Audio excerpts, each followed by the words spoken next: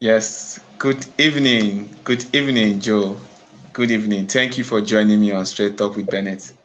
Yes, I'm pleased to be here. Thank you for inviting me. And thank you again. Thank you for joining me. So Sure. let's start off with this. You are currently directing a movie when the sun dies. So let me understand how important is this film to you? How important is this film to you? And personally and also for your career too, how important is this project to you? Yeah, that's a great question. So many of you already know about Reflections Project Chameleon. I just wrapped that up, so I'm editing that. So that Okay. this is kind of going to be right after Reflections releases. Then we're going to be doing When the Sun Dies, as you mentioned. And it's very Okay. important because this one, much like Reflections, was really conceived about an article I said that I read that really said that in about 7 to 10 billion years from now, the sun really will die. It'll turn into a kind of like a red blister, and eventually there will be some side effects the world will see. So I took that into consideration. I wrote a screenplay around that. Well, if this should happen, let's write a story around it. So I thought it was very important to tie in real science with a little bit of a drama, kind of there's going to be strong emotions in the film, especially at the end. There's going to be violence, all the Okay. factors that Joe McGee incorporates in the film. So I'm very excited to get this going. Late 2021 is when we're going to start that one. Okay.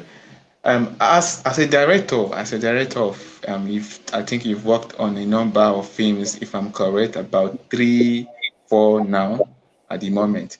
So let me get a feeling. How have you collaborated with other filmmakers in America? Have you worked with other filmmakers? Have you collaborated with them? And if you have, I would like to understand how important that was to your career and to your production. Yeah, that's a great question. I typically don't collaborate. However, actually, right now, I'm actually collaborating with a filmmaker in the U.S. They're filming a film called The Mother of No Destination, which Tommy Fury is in. He was in the show previously, and I'm actually her camera B operator, so I'll be helping her out on that film Okay. this weekend. We've been filming a couple scenes already. I've collaborated with another filmmaker in Maine, so I do collaborate a little bit. Obviously, when time is permitting.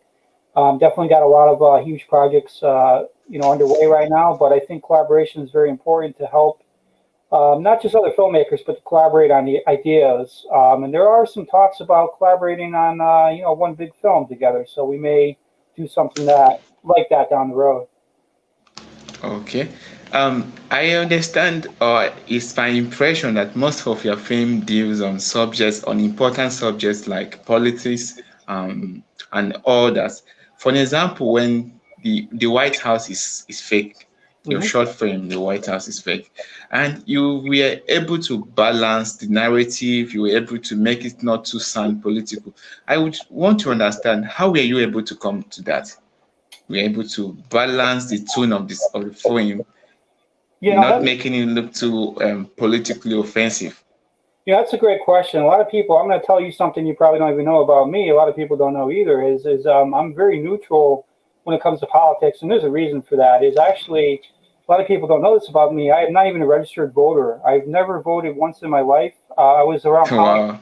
Yeah, I was around politics very heavily when I was maybe 12, 13. Ross Perot, he was an independent in the USA. My father's campaign, I learned that all of these politicians are corrupt, or they're going to be liars, or there's something evil about them. So I made a vow at a very early age never to vote and never to follow that.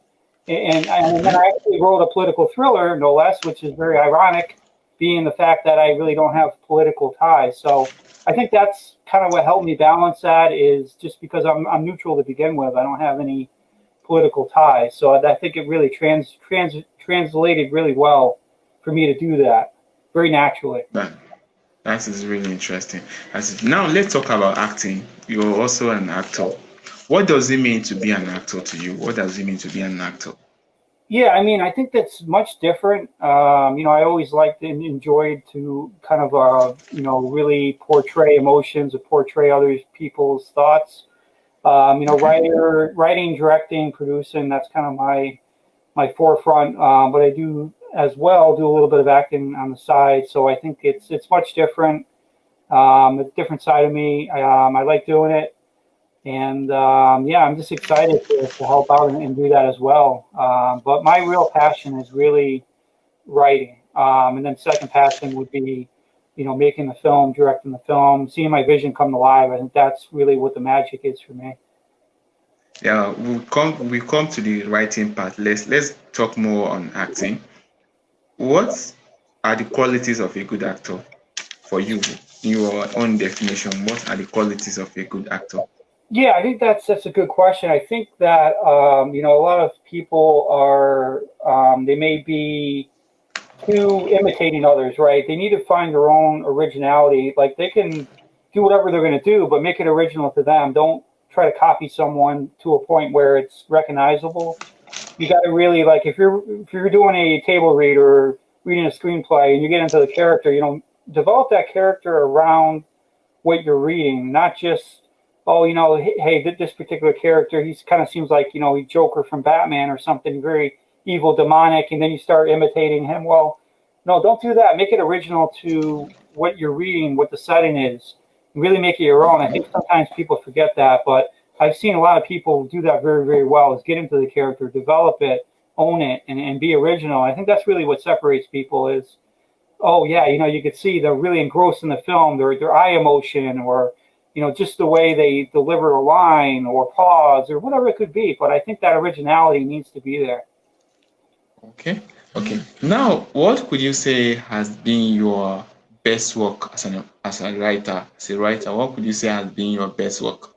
Yeah, that's a hard question because I love everything that I do. But for me, the White House is fake. I really enjoyed just the twists and turns, reflections. For me, probably that's got so much in it. I think that would be a second close between the White House is fake and reflections. When the sun dies is also obviously another, fun one for me. But um, the White House is fake is really where I felt most alive in it because I really brought those characters together. I just traveling down the highway and I thought of the idea and I wrote the book. Um, a lot of the guys kid for when the sun dies. That's all in my head. I never put that on paper. Probably, I think it was like 2 weeks ago. It took me 2 days. Wow. I wrote it in 2 days on paper, but it's all from my head. And I developed a Wow. character. And we have an hour and a half of movie. It only took me 2 days to develop it on paper and write it.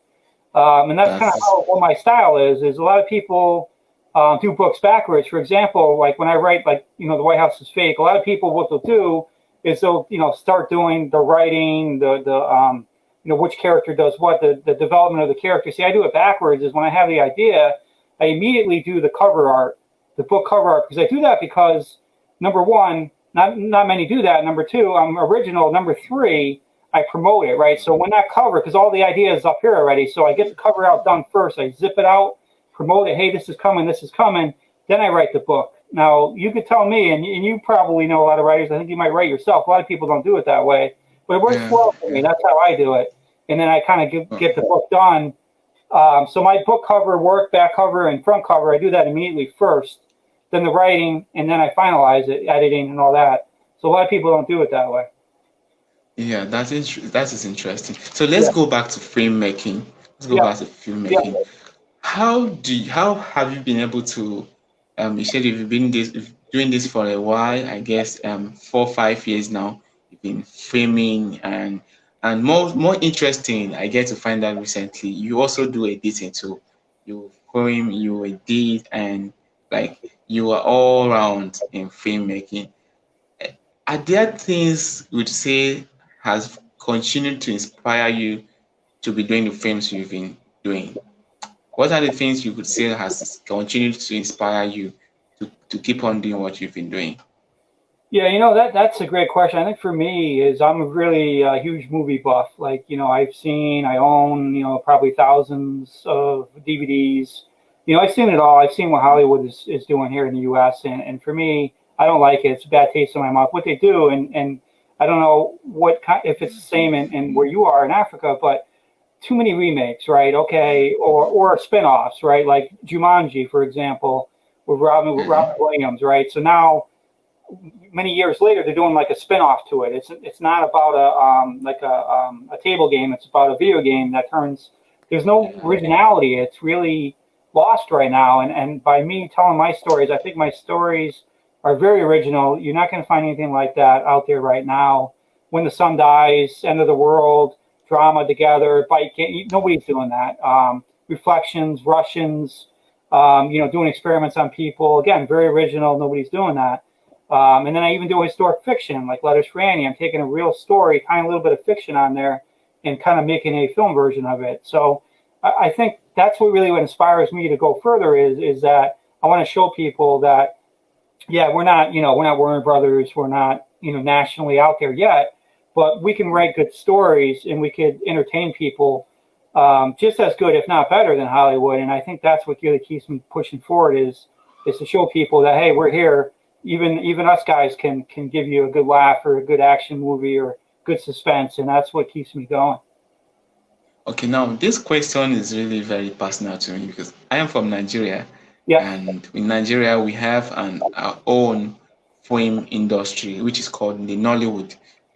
I'm not too sure if you've seen any films from Nigeria, if you've been able to watch any from Nigeria. Is there something, do you see yourself in the near future collaborating or working with any in a Nigerian film? Or working in a Nigerian film? And do you see yourself doing that in the future? Yeah, I think that's a great question and definitely a possibility. But for me, like anything else, I need to know more about the culture, like, because, I know you, I know Michael, I know a lot of people from Africa, but I think the big disconnect for me is, like, there's a lot of things I don't know. I think it was you, it might have been Michael. I made a comment over here in the States. We got hit with a bad power storm, and I said, it took like 4 or 5 days for the power to come out. I think it was somebody you. Somebody said, hey, no, Nigeria could be couple months with no power, and that would be normal. Like, so there's a lot of factors I would have to learn from through you guys, through talking to people, and then I would definitely want to collaborate because I think there could be, whether it's a comedy or it could be a documentary or it could be just, an action film, whatever. So I think there's definitely promise and hope there, but I myself need to know more about the culture, some of the things that inspire folks such as yourself down there, and obviously some of the things that are upsetting down there, whether it's, corrupt people at the borders. Like, I don't know. I mean, I'm not from there, but, we could definitely talk a lot about stuff like that down there for sure. Okay. So now MCG production. Yeah, MCG production. Where do you see yourself in 5 years time? Yeah, I mean, that's a great question. I definitely collaborate with a lot of people. One day I definitely want to, in a couple of years, whether it's, 2, 3, 4, 5, 6, 7 years, as long as it takes, is actually collaborate on, really, whether it's, I'm a DOP, director of photography on a huge set down in, California, or just collaborating with other people down there, or even, having my work at the Hollywood level, right? Where we get millions and millions of dollars for a budget. That would be so much more we can do with a film with a budget such as that. So that's kind of what I strive for, is just really baby steps, kind of move your way up to that level. So, like I say, you tie your shoe one day at a time. So it's just the time will come. So I must ask this question because it's very, very important. Commercially, how has it been a commercial success of a production, like on a scale of 1:100? How has it been? What do you mean by that though? Like, what do you mean by commercially? I mean, the acceptance from the people, the films you produce, the acceptance by the people. Like, how has it been? Oh yeah, I think it's been perceived very well. When we did Letters for Annie down in Connecticut, we had I think about 130 people at the premiere. We did it on Veterans Day to support the veterans for what they do, and claps, hurrahs. I think it was perceived very well. I think that movie on IMDb is like an 8.3, 8 point something like that. With Reflections, it's going to be just a whirlwind. We're going to have maybe 2.5 hours for a runtime. It's going to be that long, but I think it's going to be perceived very well. We got a lot of surprises in this film, so to cater to many different audiences, right? Letters for Annie was more like, I don't want to say an older generation, but veterans might appreciate a little bit more. With this one, it's probably open to, teens, adults. It's sci-fi. There's humor. There's violence. A little bit of sex in it. I mean, there's all kinds of stuff in it. So I think this would really commercially fit to a liking of a lot more demographics than Letters for Annie. So when it comes out, we'll just have to wait and see how we do. Okay, thank you so much for joining me on Straight Talk with Bennett, Yep. and I'm very, very happy to have you join me today. Thank you so much for your time. Thank you so Yep. much. Take care, guys. Okay, and you too. Bye-bye. Bye bye.